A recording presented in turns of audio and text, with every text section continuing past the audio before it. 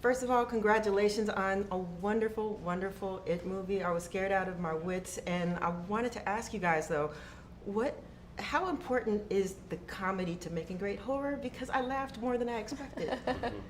I think it depends on the film. I mean, some great horror films have comedy and some are quite dramatic. So I don't know that it's important to the horror genre, but like, especially when you had Chapter 1, and it was so funny and humanizing, I think you couldn't expect anything else but have that kind of humor in Chapter 2. Yeah, absolutely.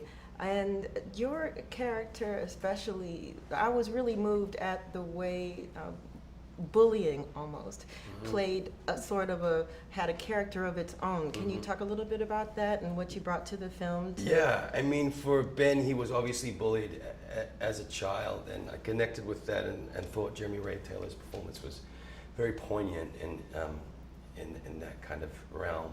So for Ben, as he becomes an adult to the outside world, he now seems like the perfect, he has a perfect life. He's very successful, he's an architect, he seems to have it all, but really it seems that he's become his own bully now. He beats himself up inside. So I wanted to take that more internally and spread that through this part of the film. In terms of beating, you talked about beating yourself up. Your character escapes, without giving too much of the film away, escapes some pretty awful abusive situation. Can you talk about how you may have used that to fight back in the rest of the film? Yeah.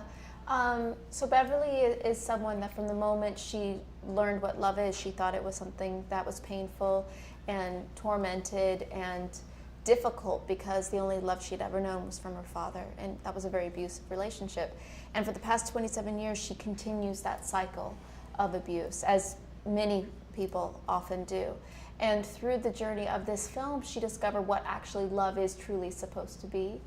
But it's a big journey for her. I mean, she's confronted by her greatest fears of, like, in the first film we discover Bev is becoming a woman, and the idea of what does it mean to become a woman in terms of growing into your body, but also in terms of her with her father, with "Are you still my little girl?" and all of that. And so you see her experience that as she goes back to Derry.